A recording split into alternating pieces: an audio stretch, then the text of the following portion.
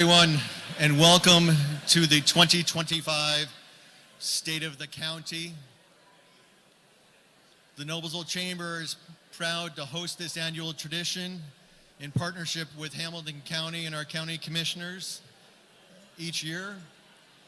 For more than 3 decades, we've been bringing you this connection to all things Hamilton County with Commissioner Dillinger. And when you hear that, you can do one of two things. You can kiss your neighbor because it's a wedding, or you could quiet down and we'll get going on with lunch.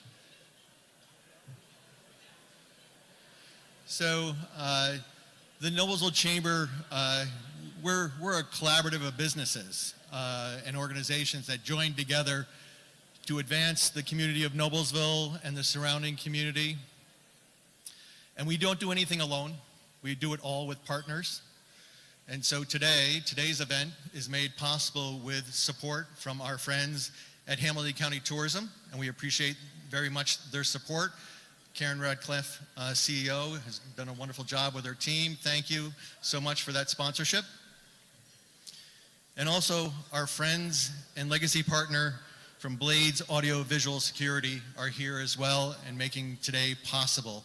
Could you join me in a round of applause for both of those sponsors?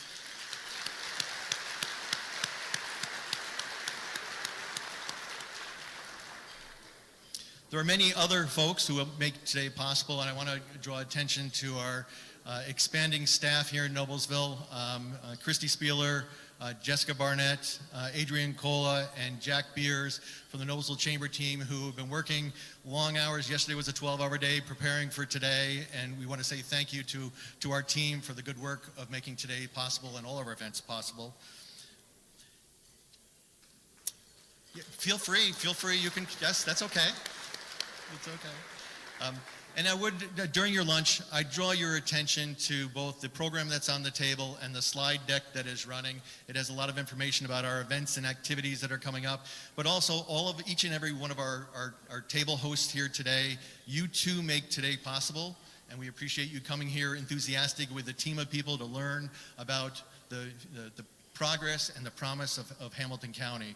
So take a mention of that. If you see some of those folks, thank them for their sponsorship and for making today possible. I'm going to let you get on with your lunch, and then we'll return at noon for Commissioner Dillinger's State of the County presentation. Thank you. We've made it into the afternoon hour. Hope you enjoyed your lunch and your lunch conversation. More of that kissing thing going on. You will have some opportunity to continue your conversations after the program today, but we have a full program, and I do want to squeeze in a couple of chamber commercials here. One is I'd love to let you know that today is made possible by all our sponsors, but it's also made possible for people that can't be here in the room by our friends at Hamilton County Television and Jim Wofford. And we really appreciate the partnership that we have with Hamilton County Television to give access to all the people in Hamilton County that want to stay informed through our State of series that we offer. And so thank you very much, Jim, and your team for your efforts in our community. If you want to catch the rerun of today, we understand that just after around 3 o'clock or later, it'll be on Hamilton County, or 5 o'clock maybe. 3 o'clock. 3 o'clock. You can catch the rerun. There's no charge for that. So share that with your friends. I would like to draw attention to, you see some signs on the side of the room here. Those are our legacy partners at the Noblesville Chamber.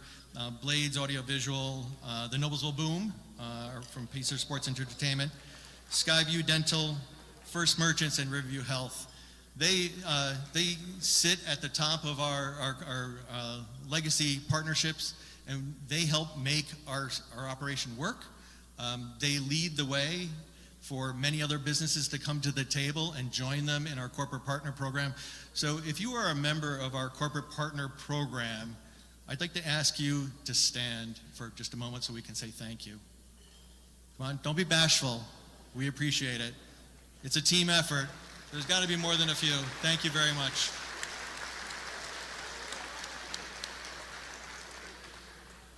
and they're joined by many other great folks. I also want to give a special shout out to our friends and our partners from the Westfield Chamber of Commerce that are here. We appreciate the partnership that Westfield brings to us for programming and opportunities and chance to serve the community. And we do have an upcoming event that it's not necessarily a joint project, but it's on Route 32 construction projects. We're doing a regional network meeting on July 14th at Promenade Trails. In the afternoon, we're bringing NDOT in to talk a bit about some of the construction that is going on State Route 32 from a business perspective. It's a chance for the business community to talk directly with some of the engineers and the folks from NDOT about some of those things. We're doing these regionally by city council districts, and so we'll be in City Council District 2, that's Todd Thurston's district. That meeting is anyone that's in that district is welcome to join us. We ask that you register for that event. If you're outside that district but still want to join us, you are welcome as well. And if we have standing room only, we'll probably make you stand off to the side for the other folks. But we're excited about this new initiative to bring direct information about what's going on in the growth of our community, right down to the grassroots level where businesses can ask very specific questions about their properties and the construction timing and whatnot. And we're starting with that District 2, so we hope you can join us. I also want to let you know that our Women in Noblesville, the Women of Impact Award nominations are open till July 11th. You can see information on our website or on your table for that.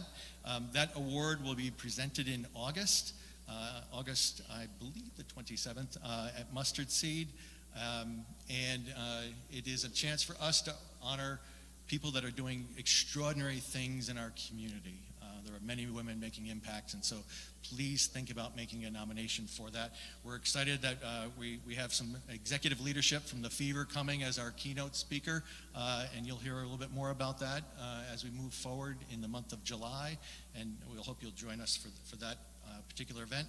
I also want to mention our Birdies and Brews golf outing in September through our AEC network. That is coming up, and you'll see some information, I think, right in your program on that.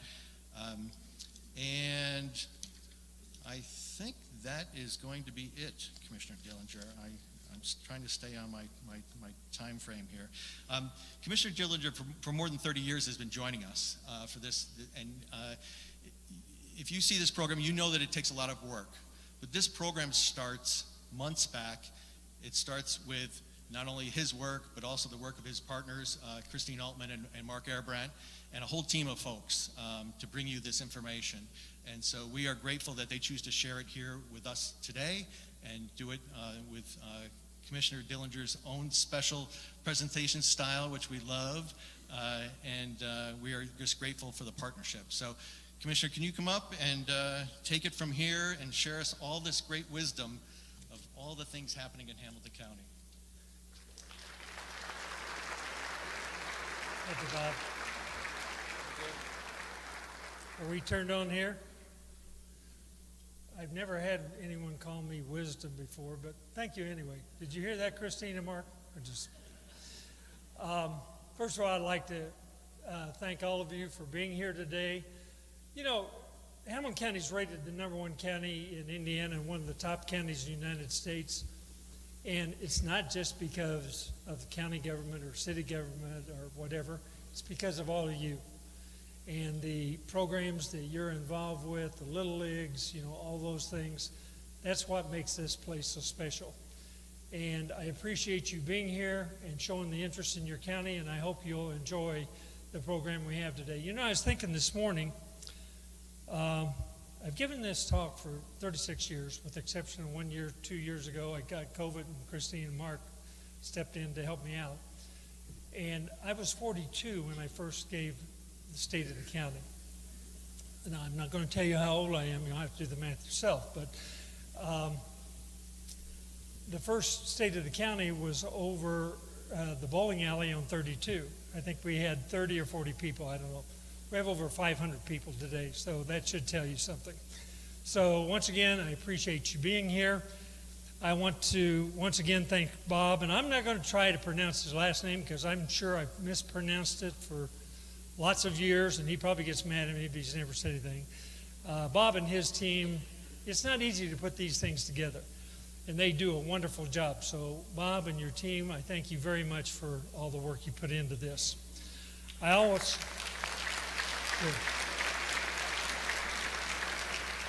want to thank these two gentlemen, Senator Scott Baldwin and John Barbie. They own Envoy Incorporated. They lend me their facility off and on for the last 2 months, and their employees. And without them, we couldn't put a program like this together because I don't know anything about computers. But these people do, headed by Carly Mangus. She's their marketing manager. She's been with me for several years now putting this together. And Maggie Ganka, she is their sales administrative specialist. These two ladies are unbelievably good. Our own Dustin Tishner, he's with our highway department. He's been helping me put this together for years. And Byron Settles, he's our photographer, and he's with our plan commission. And these four people are just unbelievable, the time they put in. We've been working on this for 2 months. But I will tell you that I have created a name for them, the Little Rascals. And that will become very obvious as we proceed with this presentation, because they've inserted some things in here that they're trying to embarrass me, I think. But anyway, you'll see. We'll get back to that. County government is a little different than most governments in that we have 3 executives. Christine, Mark, and myself. All 92 counties have 3 commissioners, and there are 7 councilmen. We are the executive and legislative branch of government. That's unlike other heads of state in that most of them are only the executives. But we have legislative powers as well, which means we can make laws. The commissioners must live in a district. However, everyone in the county can vote on them, but we all represent the entire county equally. We officially meet on the 1st and 4th Mondays of the month, and then about 40 meetings in between there that's not quite as official. Christine has been a commissioner since 2003, and she was a county councilman from 96 to 2002. And she's currently serving as vice president. Christine's an accountant and an attorney, and she kind of crosses the T's and dots the I's for Mark and I because we're not real good at that. So thanks, Christine. This is Mark Harebrant. I'm sure most of you know Mark Harebrant. Mark is an interesting person. I don't think I've ever known a commissioner that works any harder than Mark. Mark was elected in 2013 in a caucus. Doug Carter actually ran for that seat, and I know Doug's in the audience today. And when the governor appointed him as superintendent of the state police, he resigned, and Mark ran in the caucus and won. And he has been a commissioner ever since. And you will not find a harder working commissioner than this guy. I've been a commissioner since '89. I'm the longest serving commissioner in the state of Indiana. I was on the county council from '85 to '88. And the Noblesville City Council from 1980 to '84. I'm serving as president of the commissioners this year, which we rotate every year. And it's been the pleasure of my life to spend 40 years serving the citizens of this county. I just believe that strongly in our county. Last month, One Zone invited us to Carmel to speak. And it was a little different forum that they had because they wanted to ask us how we got involved in government as commissioners, what challenges we had and all that. And it was a great thing, a sellout crowd. And so I want to tell One Zone that we really appreciated their effort. This is our county council. There are 7 of them. Statutorily, they are the financial branch of county government. They adopt budgets. They levy taxes. They authorize financial appropriations to fund operations. We have 4 district seats and 3 at-large seats on the council. Tim Griffin, who's with us today, is from District 1. He's a fireman in Carmel. Amy Masalami is from District 2, which is the Fishers area. Mark Hall is from District 3, which is Noblesville in the northern part of the county. And Ken Alexander is from District 4, which is the Westfield area. Brad Beaver is co-vice president this year. Brad's been a councilman for lots of years. And Sue Mackey is the president of the council this year. She's from Carmel. And Steve Nation, he's co-chairman of the council this year. I want to give a shout out and recognize Steve Nation because Steve has done and dedicated so much of his life for this county. He served 16 years as a prosecutor for the county, and then he spent another 24 years as Superior Court judge. And then we talked him into, against the will of his wife, by the way, to run for the county council, and he's been serving 5 years on the council. To honor Steve's service, and we did this a couple years ago, we named the trail from Potter's Bridge to Cicero after Steve. And this is where we named that the Honorable Stephen R. Nation Community Pathway, because he deserves it. He spent almost all his life, and he is still spending all his life.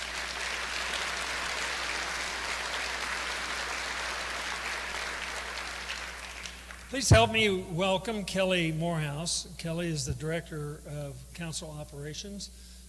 She is in a position the council created this year to help them coordinate with the commissioner and the community, and so she's new in this position this year. I also want to recognize Lee Buckingham.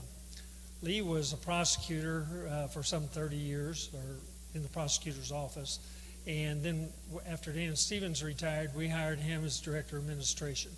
Well, he decided he wanted to retire at the end of May, so I wish Lee well. He served the county well.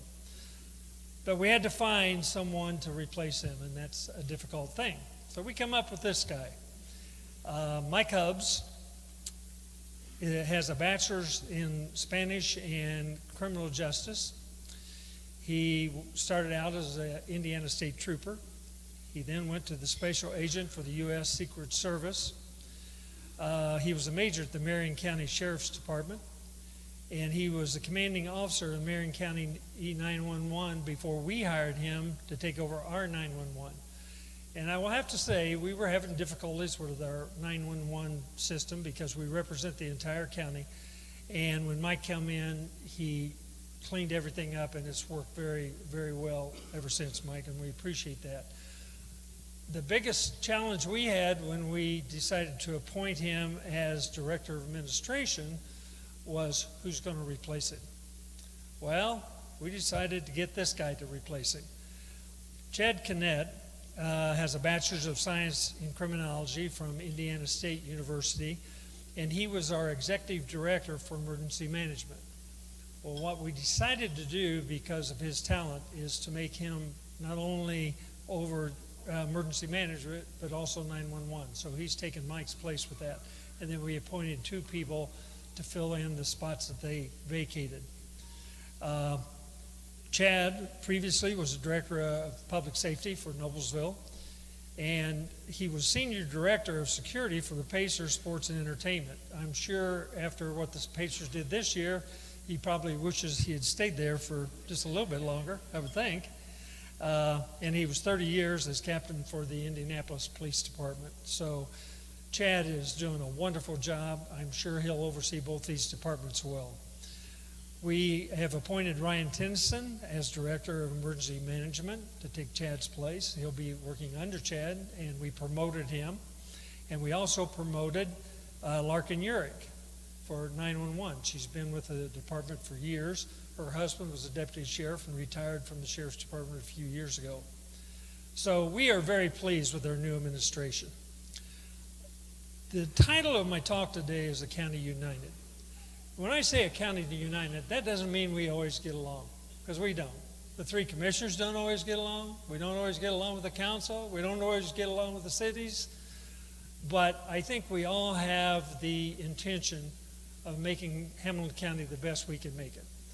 And I think that is shown, and you'll see that as I go through this, A County United, and what the end result is.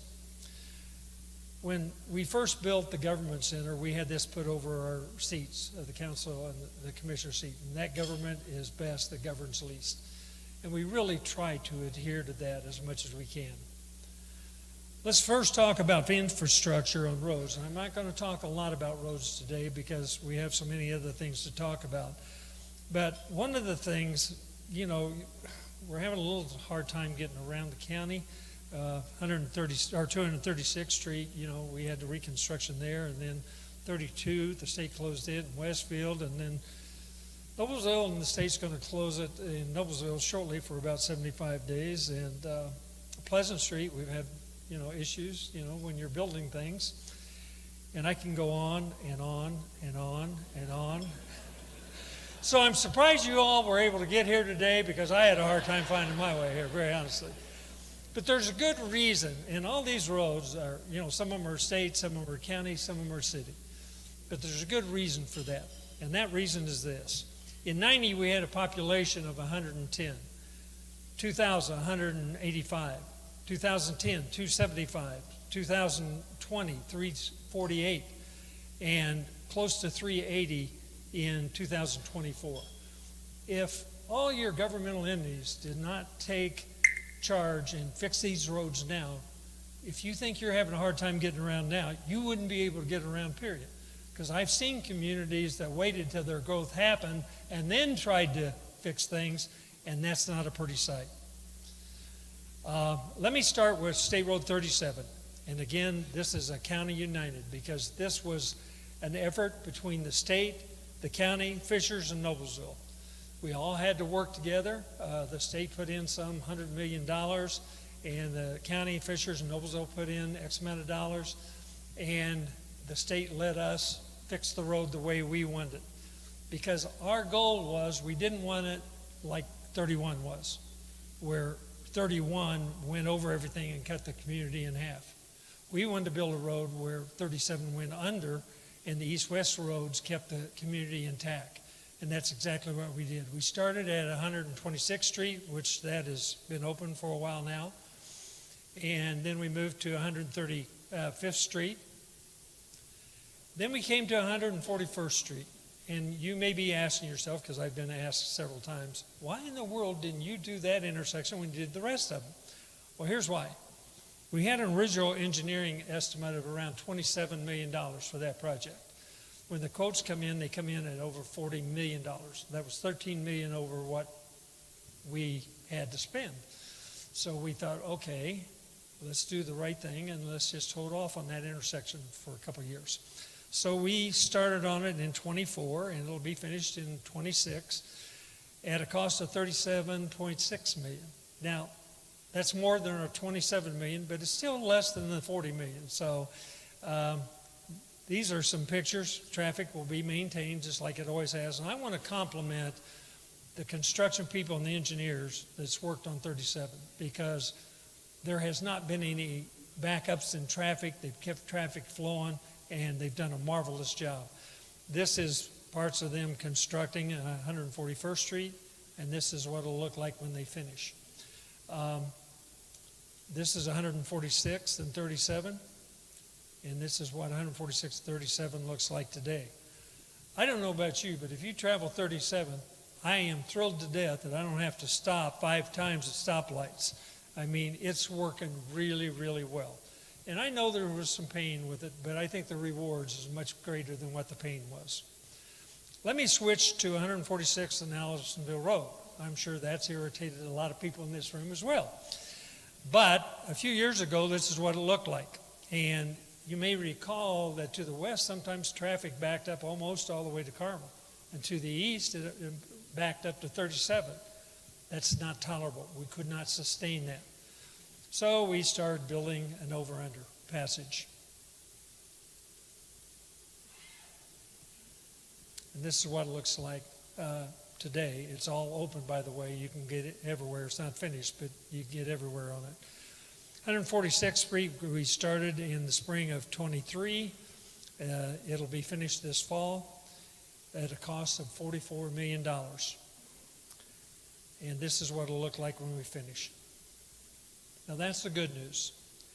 Now, let me tell you a little bit about the bad news. The Sheriff's Department tells us that 146 in Hazeldale, 146 in Gray Road, and 146 in Cary Road are three of the most dangerous intersections are roads in the county. So we have to do something with it. So we're starting here. So as soon as we get 146 in Noblesville finished, we'll see if we can't block up traffic a little more and irritate you. That will start in the summer of 26 and be finished in the fall of 28 at a cost of a little over 37 million, with the state paying 8.7 million of it. This is what it'll look like when we finish. And each one of the other intersections will look the same as we go on west. Let me talk about Pleasant Street. Noblesville's here, and this is their project, and the mayor's going to be giving the state of the city next month, so I'm not going into great detail about Pleasant Street, other than we partnered with them and we built a bridge. So to explain that bridge, I'm going to talk a little bit about 146 or about Pleasant Street. I can tell you, when I was on the city council back in 1980 to 84, we talked about building Pleasant Street as a bypass for Noblesville. And I compliment the mayor and the council for the integrity to do the right thing. I know they ran into a lot of criticism on it, but that doesn't make any difference. Doing the right thing for the right reasons. And I think this will be a tremendous asset to Noblesville. We've had to do some other things. This is the OV Winks building at the fairgrounds, which those of you that's lived here a long time, that's been there forever. And we tore it down, and we tore down our solid waste. And the reason we tore them down was because they needed that space for Pleasant Street. As we're going on west here, this is 10th Street, and then 8th Street, and then you have to turn north in order to go on west on Pleasant Street. And the reason, because Plum Prairie Historic District kind of got in the way of that road. I know Noblesville would have preferred to go straight there. I would have preferred to go straight, but they didn't have a choice. They had to do what they had to do. As we continue to look west, this is the Pleasant Street Bridge that the county was involved with. There used to be an old railroad bridge there, and this is what it looks like today. We put some artwork and the abutments of this bridge because there's a lot of canoers and all of that. We wanted to make this bridge kind of special for all the effort Noblesville was putting into Pleasant Street. So we won an award from the engineering community last month, and this is us receiving the award, and this is our group. It was designed by USI Consultants, and this is their people and our highway people and all of us. Pleasant Street Bridge over White River was started in the winter of 23, completed in November of 24 at a cost of $15 million. And in September, we were there to cut the ribbon. And once again, this is a joint project with Noblesville, a county united. Looking west on River Road on Pleasant Street, we're looking at the Cicero Creek Bridge. Noblesville's building that bridge themselves. And then it ties into Hague Road and 32 here. I know Hague Road's been closed for a while, and unfortunately 32 is going to be closed for like 75 days or something like that. But once again, no pain, no gain, and that's just what has to be done when you're improving things around the county. So my compliments to the city of Noblesville for doing the right things for the right reasons. Let me switch over to talk about capital improvements, because there's so much going on in this county, it is unbelievable. I want to give a special thanks to this guy. His name's Steve Wood. Steve's about 6'5", 6'6", probably weighs 280, 300 pounds. He's the director of our buildings and ground. But I coached him when he was only a 5th and 6th grader, and I would only let him say yes sir and no sir. Well, I've got him fooled, because he still only calls me yes sir and no sir, but he's big enough to eat me. So Steve oversees all of our buildings that I'm going to go into now. Let's start with the 4-H grounds. The council appropriated $15 million to help them get started on a master plan that they have that's going to end up costing around $65 million in renovations. The first part of this was to replace the Winks building and the Annex building due to the Pleasant Street improvements. And this will improve the exhibition hall as well as other improvements. This is the Llama Barn, and it's pretty well completed. It's been up to date. And this is the exhibition hall that was renovated. There was new flooring put in the exhibition hall, and we've held this State of the County there a couple of years. And there's been fresh paint, and there's been new audio and visual equipment in that building as well. There's a lot of things that happen in this hall, weddings, all kinds of things that's when it's rented out, and all kinds of things for the county as well, and city. This is a Llama Barn, and it's complete now. And we cut the ribbon in that in May of 25. This is what it looks like on the inside.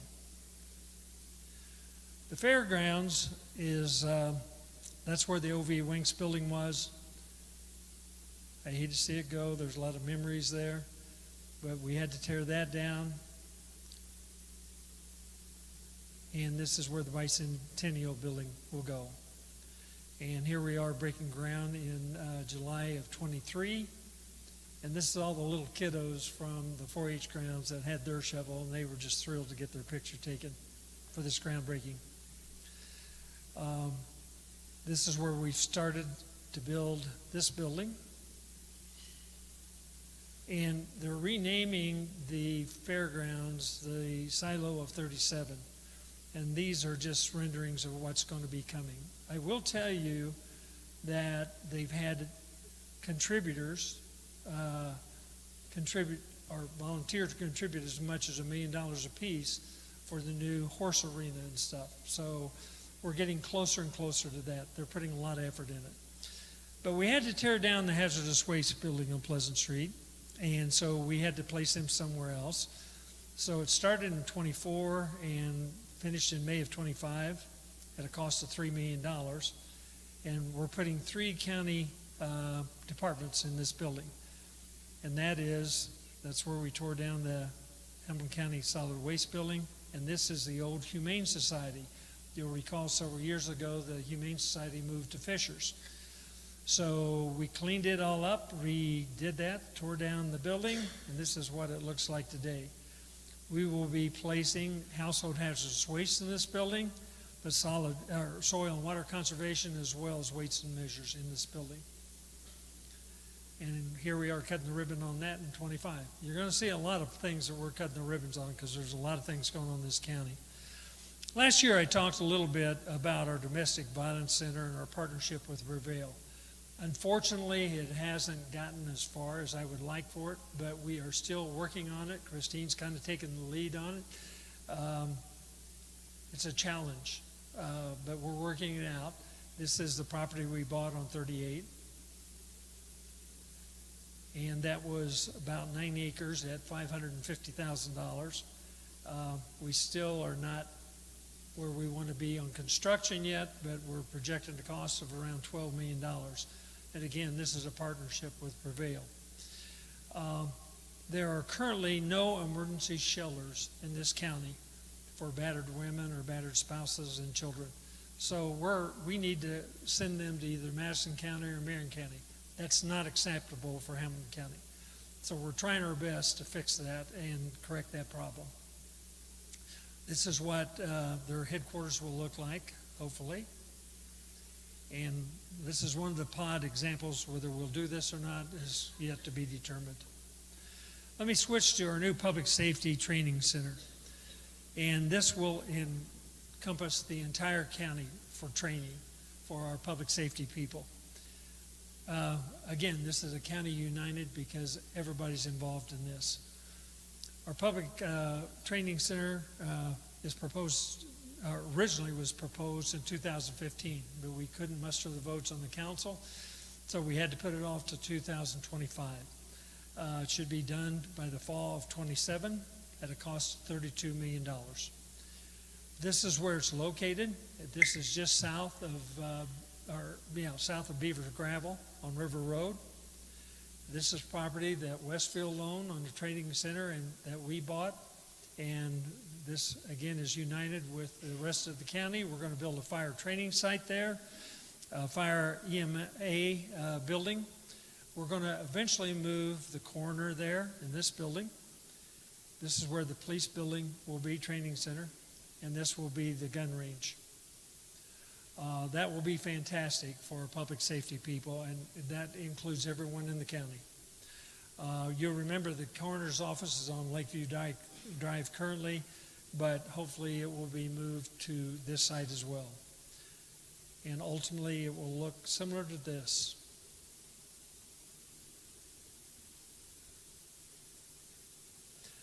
Now let me switch to our new 911 center.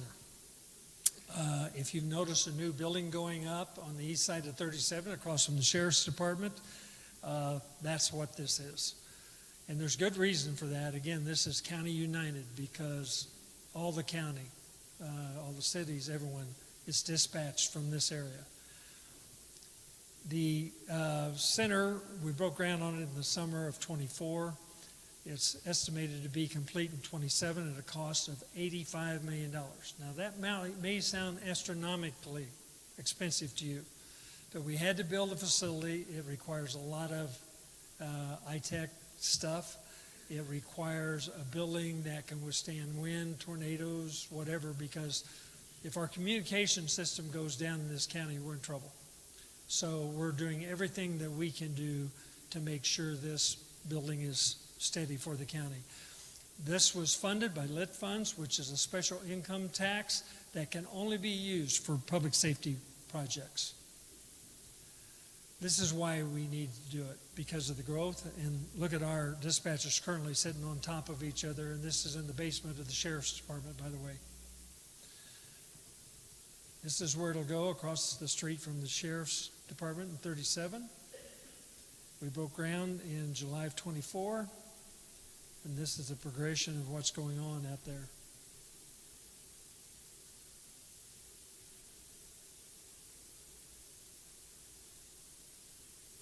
This is what it'll look like when we finish.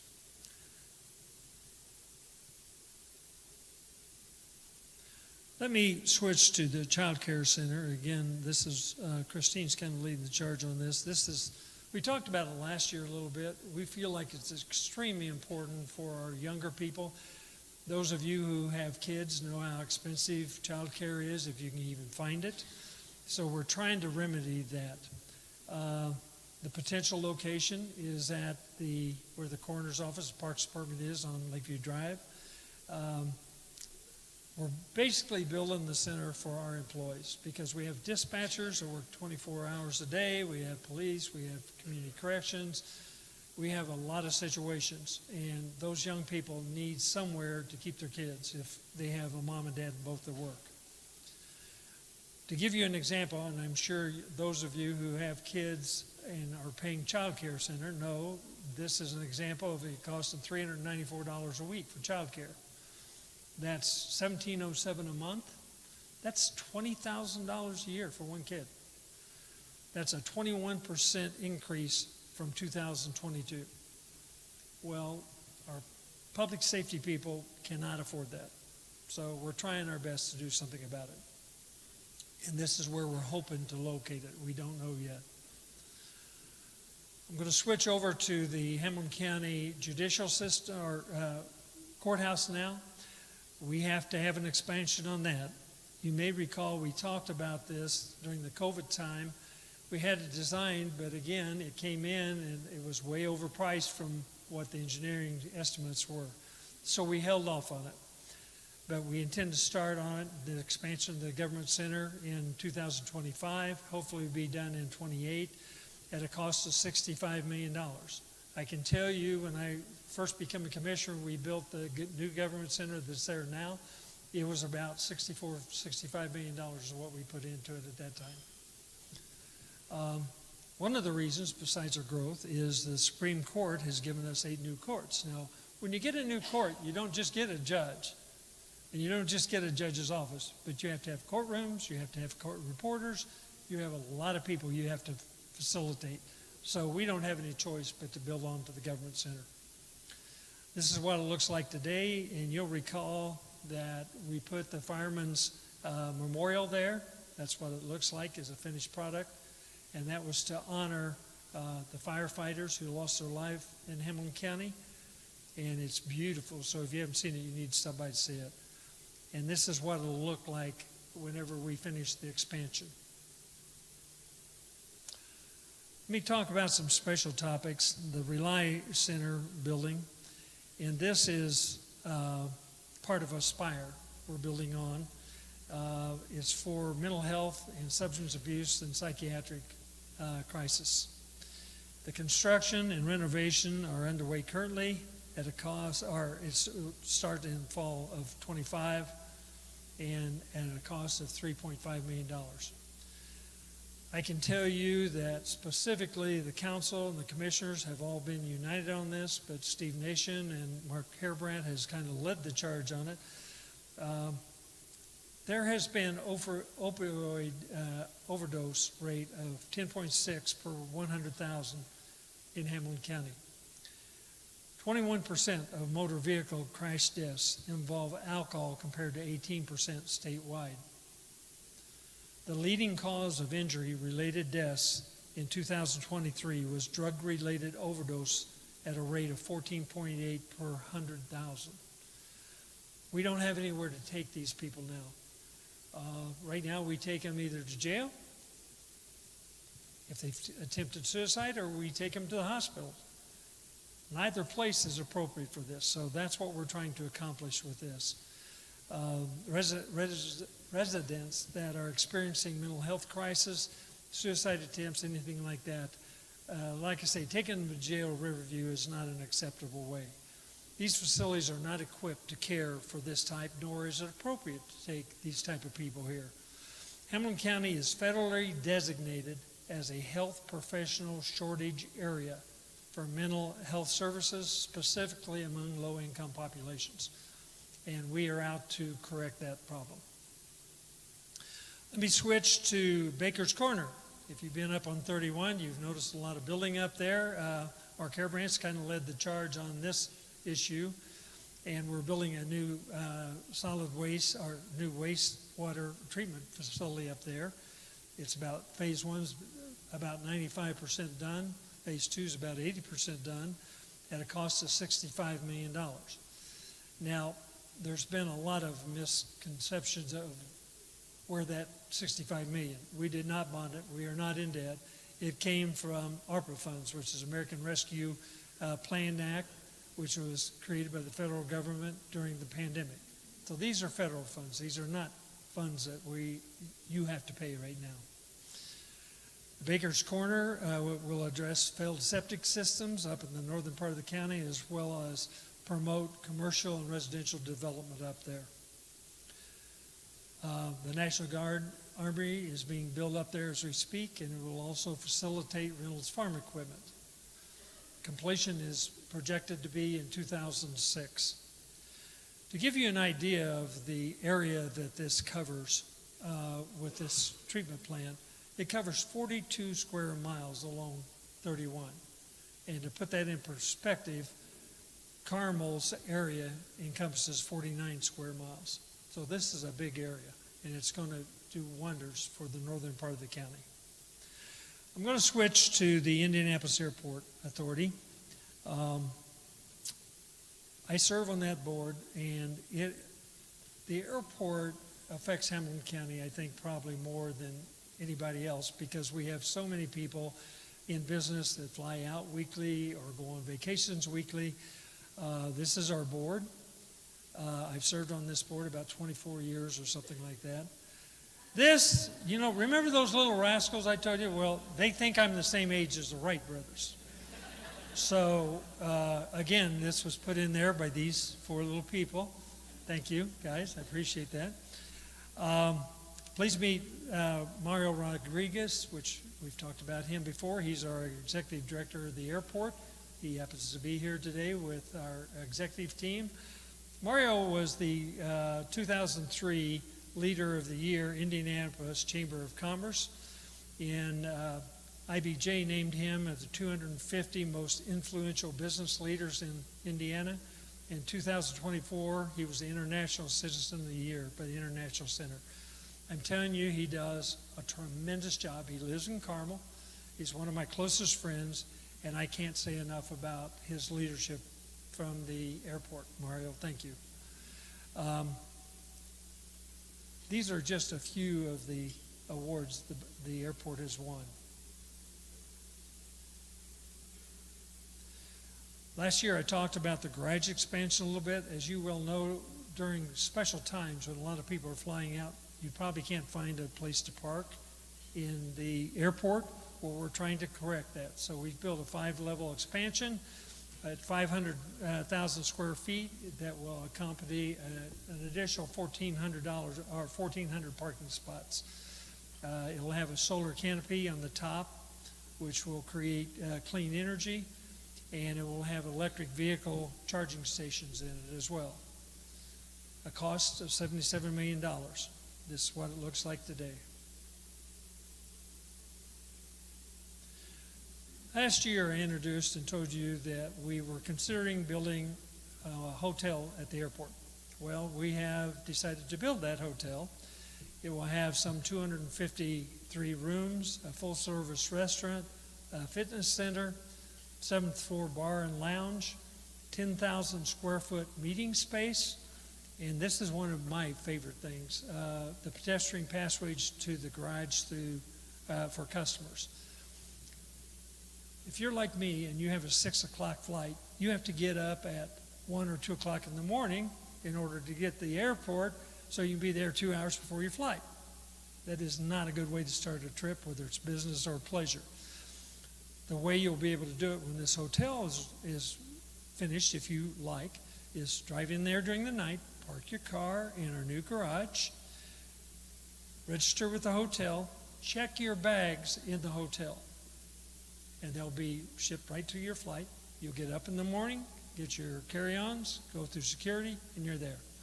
And I think that's just a tremendous asset, especially to Hamilton County and the people that fly out. We broke ground on that hotel just a couple weeks ago, and this is what it kind of will look like. I can't say enough good about this airport. Here's a video of it.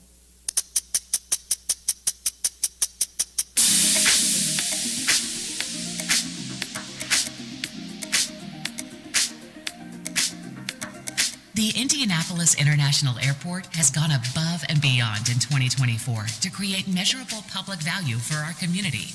It's a 24/7 focus for us. 24 hours a day, 365 days a year, creating the best experiences for travelers and the best place to work for the best employees. We are the best airport. 2024 was a legendary year for Indianapolis and brought a record-breaking 10.5 million travelers through the Indianapolis International Airport. While this is a record-breaking achievement, we are proud of the incredible staff and IAA team who treat our visitors as individuals, not numbers, and provide the type of welcome and service they deserve. Together, they enhanced operations, provided excellent customer experiences, and fostered an environment that uplifted the community we serve. IND, above and beyond in 2024, poised to soar in 2025. Thank you, Mario, and the other folks from the airport here today. You do a tremendous job, and we're very proud of you.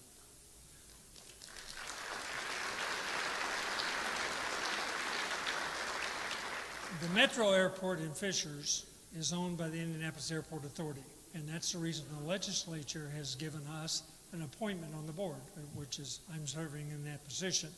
You'll recall last year we sold 92 acres to TWG Global, which is the Andretti Global outfit. They're building a building of 400,000 square feet. They're transitioning from Zionsville to Fishers, and through intergovernmental cooperation between the city of Fishers, Hamilton County, and the Airport Authority, that's what's made this possible. This is a picture of the runway, and again, it's County United working together. And this is a picture of where the Andretti thing will go along 96th Street. And once again, my little rascals have been for some reason, they think I'm the same age as the Wright brothers, but I'm not. I don't think, anyway. Thanks, Little Rascals. I've got more Little Rascals a little later, but Andretti Global, this is a picture of what they're building there. And that will make a wonderful thing for Fishers and Hamilton County. Let me switch to Ivy Tech. This is the old high school. I went to high school here. Kathy Richardson went to high school there too. A lot of the other of you here. This took a lot of cooperation from the county, the city of Noblesville, the state of Indiana, the schools, referendums, in order to be able to get Ivy Tech here. I will tell you, I think if I'm correct, I think there was 800 students the first year. Now there's over 8,000 students. And I can tell you one of the most wonderful things, and my wife's sitting here, she's a nurse, we are in terrible shortage of nurses. Ivy Tech started a nursing program last year. In fact, just graduated their first class here in the last month or so. So it's been a great addition to our community. I would like to recognize Dr. Rachel Kartz. She's in the audience. Where are you, Rachel?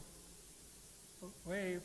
She's very bashful. She don't like to say anything, but she is doing a wonderful job. She works with the county. She's involved with the city and the county, and we really appreciate everything you do, Rachel.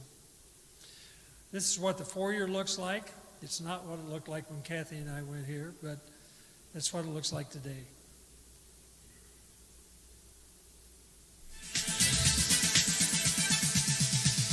So talk to us about what makes Ivy Tech and then the opportunity that Ivy Tech provides such a special place.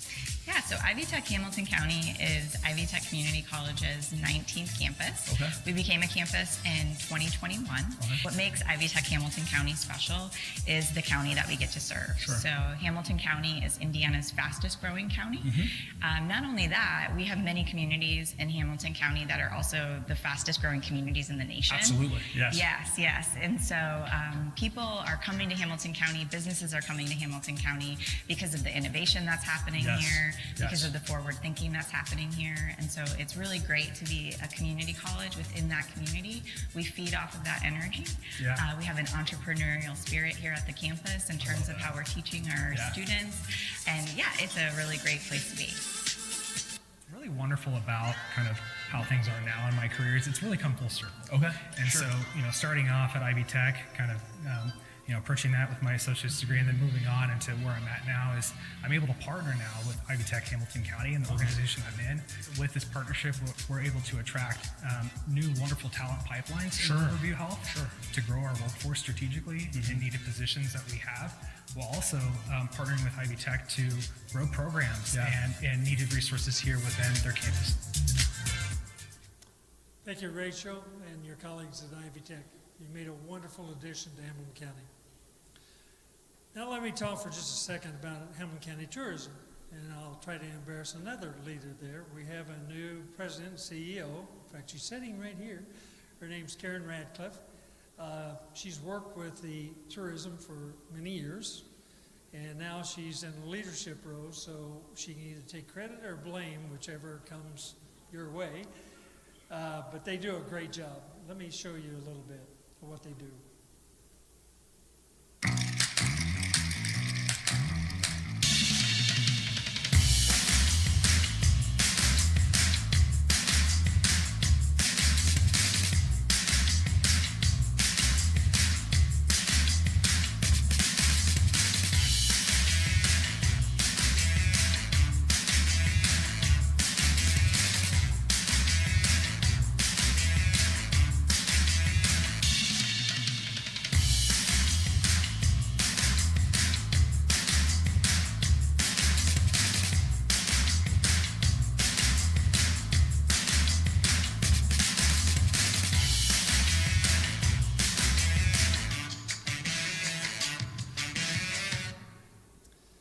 A lot of people don't think, why would anyone come to Hamilton County for tourism? But I can tell you, once again, it's a county united effort. Over 5 million people came here last year. They spent over $1.1 billion in our county, and they rented over 5,500 rooms. So Karen, thank you to your and your staff and your people for all the things you do for the county. Let me switch to Parks and Recreation for just a minute. This is Chris Tice, he's our Park Director. I'm going to talk today for just a second about the Belfort Bridge. The Belfort Bridge is an effort of Mark and Al Patterson. Mark, being president of the Commissioners Association, was able to lobby some other commissioners who owned this bridge and begged and do whatever he did to get it here in Hamilton County. Whatever he did a good job. The Belfort Bridge was built in 1869 and in service until 1970. It was on the National Register of Historic Places in 2005, and it was donated to Hamilton County by Jackson County. Thank you, Mark. Construction costs to be able to put it back together, because I think it fell in, was $7.5 million, and 2.8 of that was paid by the Indianapolis Metropolitan Planning Organization.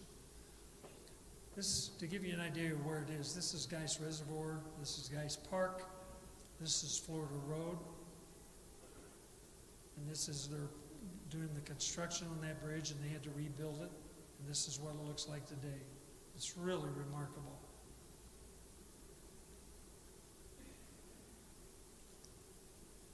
We dedicated this just last week, and there was over 200 people in attendance. The bridge is really remarkable, and it makes a great addition to Hamilton County. Parks Department's headquarters, as I say, currently is there on Lakeview Drive, but as we build the new facility and use this for child care, the park's headquarters will be relocated to Morris Park, and where the old bathhouse is now, which is right here, and that will be transformed into the Parks Department headquarters. This is what it will look like. Okay, you may think that we've spent all your money, but we haven't yet. We're trying real hard, but we haven't yet.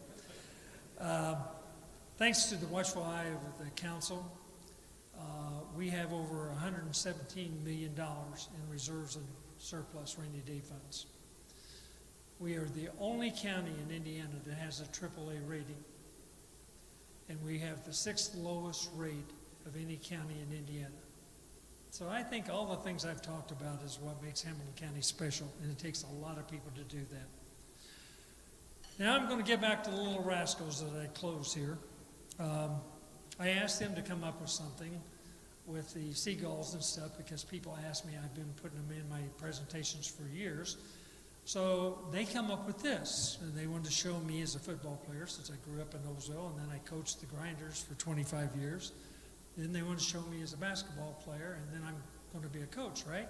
So they made me a coach of the Seagulls.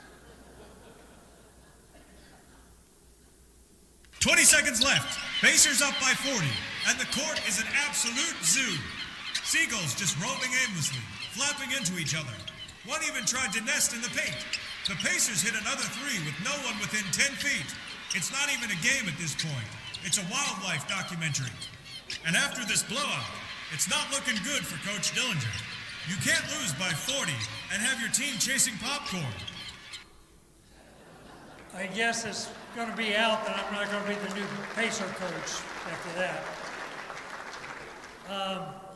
I like to end with the promise that I say from my heart and from my fellow commissioners and council. We strive to do the right thing for the right reasons.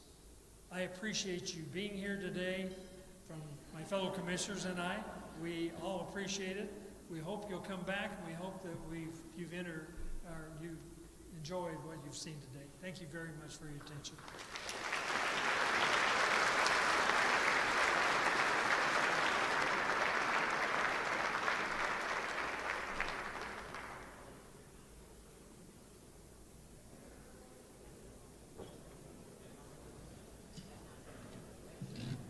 That was not the finish I thought I was going to see, so thank you for that. That was in good time. timing. So thank you, Commissioner, for the hard work that you and Christine and Mark do on our behalf each and every day. So it's exciting news. Spread the good word. There's more good news. Our State of Series continues in August with Mayor Jensen at the arena. We hope that you'll tune in for that event as well. That'll be a special event. You can come see our inaugural State of Higher Ed or State of the Campus. It's a joint project with our sister chambers in the county in October with Ivy Tech. And then, of course, we have Dr. Heil and the State of Noblesville Schools in November. So just mark your calendars. Thank you so much for joining us here today. Again, if you need to catch the rerun, Hamilton County Television, they would love to have you tune in and share the good news of Hamilton County and Hamilton County's growth. So thank you, and enjoy the rest of your day.